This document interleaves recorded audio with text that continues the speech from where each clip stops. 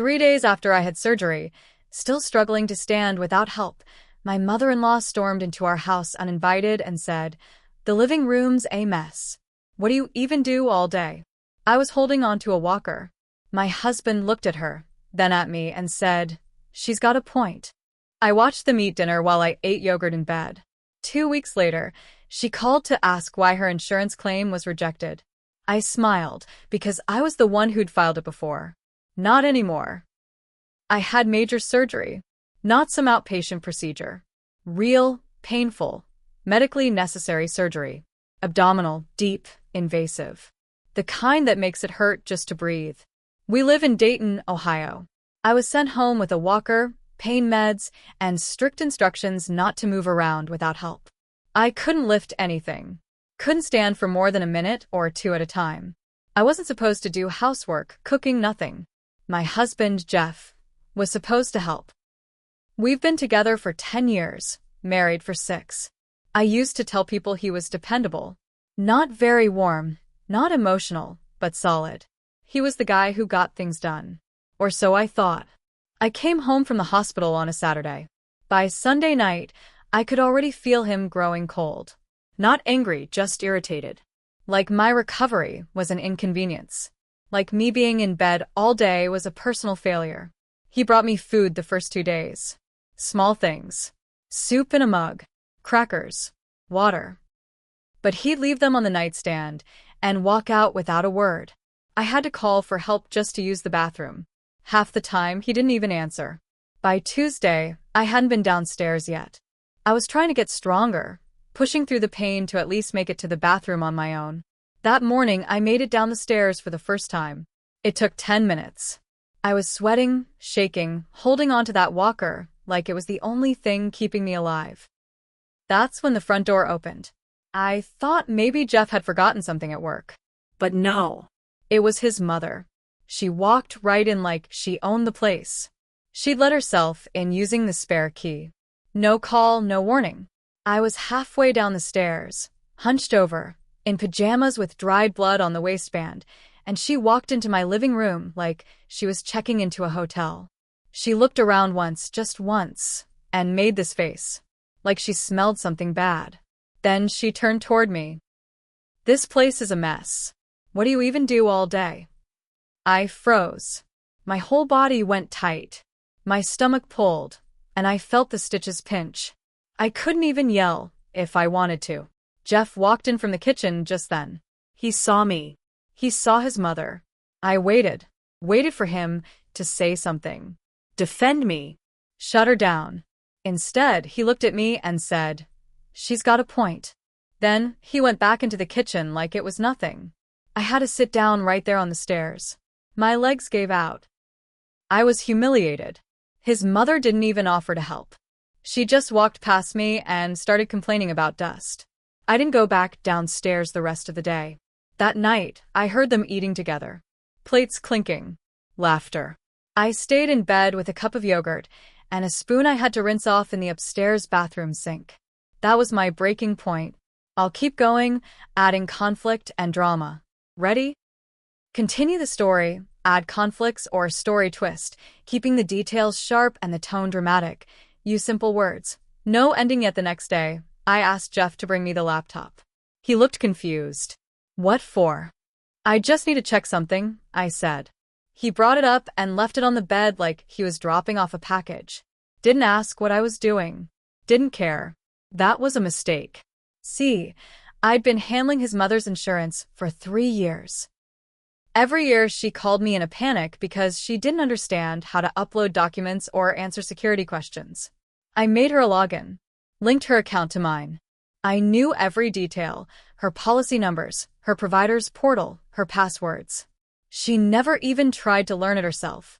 I opened the portal, changed the email, changed the phone number, updated every piece of information she needed to access her account. I shut her out completely. Then I removed myself from the auto-renewal system, disabled automatic filing, set a reminder for myself, call insurer to confirm removal. I made sure it looked like a system error, like maybe the site had a glitch, like maybe she clicked something by mistake. 2 weeks later, the call came. I didn't answer at first. I let it ring. She called again. Then she texted me. Hey, weird issue. My insurance portal says access denied. Can you fix it? I waited an hour. Then I wrote back. Sorry, I'm not doing your paperwork anymore. I'm recovering. 1 minute later, Jeff burst into the room. What the hell did you say to my mom?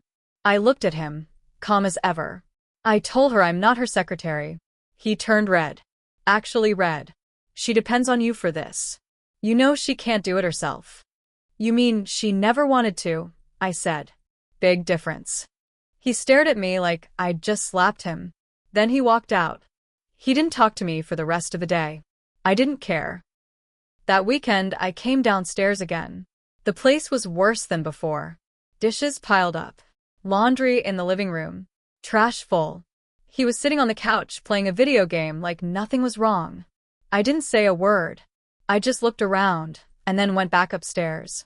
That night, I started moving my accounts. Banking, credit cards, utilities. I changed passwords. Removed shared access. I opened a separate account at a different bank. Quietly. Slowly. Carefully. I'd always paid the bills.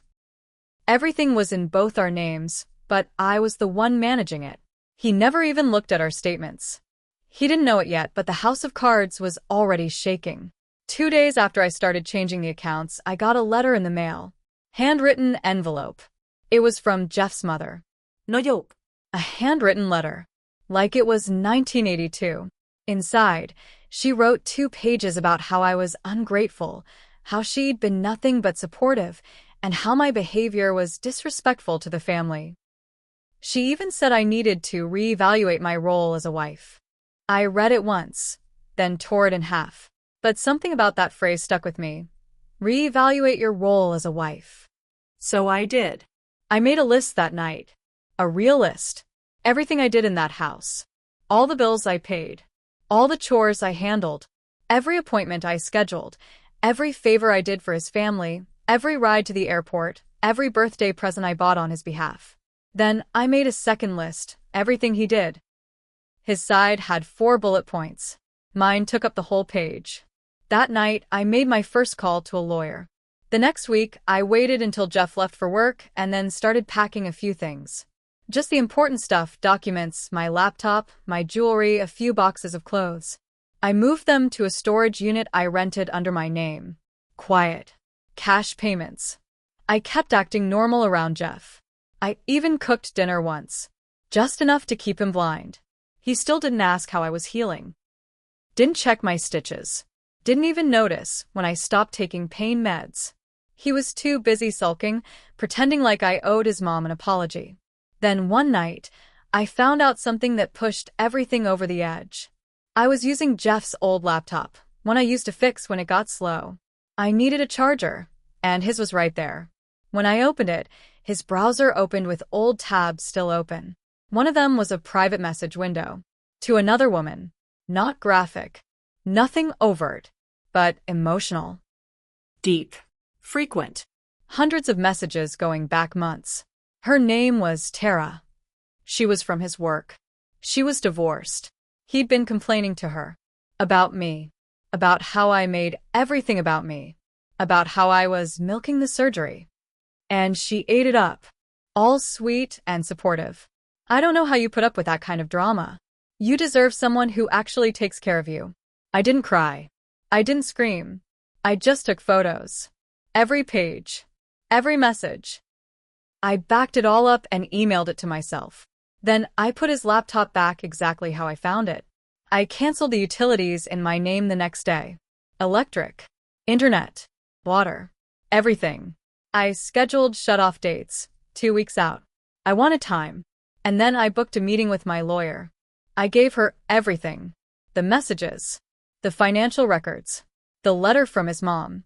She called it a classic case of emotional abandonment. We put a plan together. And then I waited. 2 weeks later, I made my move. It was a Wednesday. Jeff had just gotten home from work. He dropped his bag on the floor and kicked off his shoes like he always did. I was standing in the kitchen, holding a manila envelope. He didn't notice anything was off. until I handed it to him. "What's this?" he asked, not even looking up. "Open it." He sighed like I was asking him to check the mail. He opened the envelope and pulled out the papers. His eyes skimmed the first page. Then he stopped. His head snapped up. "What the hell is this?"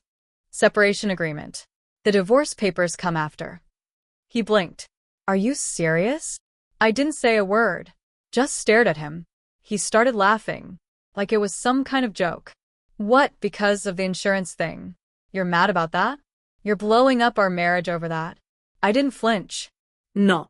"I'm ending it because you left me to rot in bed while you and your mom made jokes downstairs. Because you haven't cared about me in a long time. And because I know about Tara." That shut him up. What? I tilted my head. "You left your laptop open. Nice girl. Divorced. Supportive." He turned pale. "That's not what it looks like." I didn't. Nothing happened. Not yet, I said. "But you were halfway out the door already. So, I figured I'd hold it open for you." He got angry then. Real angry. "You don't get to do this. You don't get to take everything just because your feelings got hurt." I laughed. "Jeff, I already have everything. The accounts are in my name. The utilities are in my name. The storage unit where half this house's stuff is sitting? Mine. You want to split things? Cool. Let's talk about what you actually contributed." He looked lost, like he didn't understand how this happened. I did. Because while he was busy pretending to be the victim, I was planning, watching, documenting everything. "You used me," I said. "You and your mom both. But not anymore." That night, I didn't sleep at the house. I went to a hotel. Quietly, without drama. I left him with the lights still on, but not for long. The power was set to be shut off the next day. A week later, his mother called me again. She was in full meltdown mode. Couldn't access her records. Couldn't fix her claim. Got hit with a penalty for not filing on time. "How could you do this to me?" "I'm family." I smiled. "You looked me in the eye while I could barely walk and called me lazy. And now you want my help." Click. I never answered her calls again. It took 6 months to finalize everything. Jeff fought me on the divorce, but he didn't have the strength or evidence to get anything more than I offered. We sold the house. I walked away with more than half. I moved closer to my dad and started working again freelance from home. Peaceful. Quiet. I saw online a while later that Tara dumped him. Guess she wasn't in it for the long haul. His mom tried doing her own paperwork again and ended up getting flagged for fraud. She had to pay fines. And Jeff? He sent me one final email. "I didn't realize how much you actually did until you left. Too late."